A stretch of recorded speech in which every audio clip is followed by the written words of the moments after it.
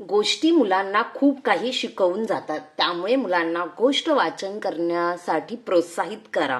त्यासाठी त्यांना आता लवकरच वेकेशन स्टार्ट होईल, उन्हाळ्याची सुट्टी चालू होईल, तेव्हा तुमचं कर्तव्य आहे की तुम्ही तुमच्या मुलांसाठी छान छान गोष्टीची पुस्तकं खरेदी करा. बाकीच्या गोष्टींवर आपण खूप सारे पैसे खर्च करतो, थोडेफार पैसे पुस्तकांवरही खर्च करा. आणि पुस्तकं वाचण्याचं काय महत्त्व आहे, त्याने आपल्या जीवनात काय काय होतं बदल, हे जेव्हा मुलं पुस्तकं वाचतील तेव्हाच त्यांना कळणार आहे. आणि ह्या उन्हाळ्याचा तुमचा सगळ्यात महत्त्वाचा उपक्रम राहू द्या की मुलांना पुस्तक खरेदी करून द्यायचं आणि त्यांना वाचण्यासाठी प्रोत्साहित करायचं. तुम्ही त्यांच्या बरोबर बसा हवं तर वाचनासाठी.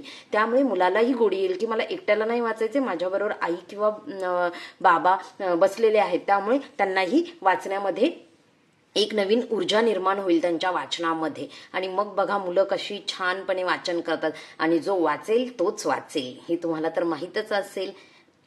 चला मग आजच्या आपल्या गोष्टीला सुरुवात करूया. हुशार शेतकरी. एक शेतकरी होता. त्याला एक नदी पार करून पलीकडे जायचे होते. त्याच्याकडे एक गवताचे गठुडे, वाघ आणि एक बकरी होती. तर त्या शेतकऱ्याकडे काय होतं? एक वाघ, एक त्याचं गठुडं आणि एक बकरी होती. नदीला पार करून जाण्यासाठी किनाऱ्यावर छोटीशी नाव होती. नदीच्या ह्या टोकापासून त्या टोकापर्यंत जाण्यासाठी मध्ये होडी, ज्याला नाव म्हणतात, त्याची सोय होती. एका वेळी फक्त दोघेच जण जाऊ शकत होते. कोणतेही दोघेच जण एका वेळेत जाऊ शकत होते, नाहीतर नाव बुडून जायची. दोघांपेक्षा तिसरी व्यक्ती असेल तर नाव काय व्हायची? बुडून जायची. शेतकरी विचार करू लागला की आता काय करायचे? जर मी वाघाला घेऊन गेलो तर बकरी गवत खाऊन टाकेल.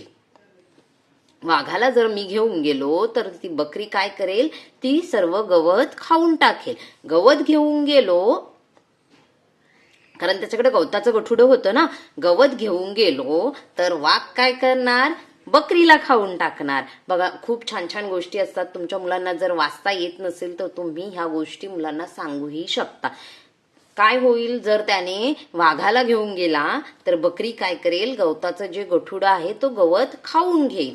आणि जर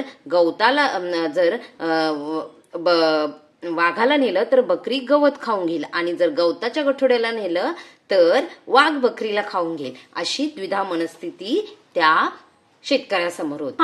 बकरीला घेऊन जाणे योग्य ठरेल. बकरीला दुसऱ्या किनाऱ्यावर सोडून मग वाघाला घेऊन जाता येईल.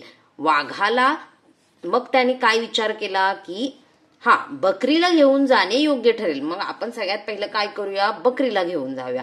बकरीला दुसऱ्या किनाऱ्यावर सोडून मग वाघाला घेऊन जाता येईल. वाघाला तेथून सोडून, अरे रे, पण तेथे पण वाघ बकरीला खाऊन टाकू शकतोच की.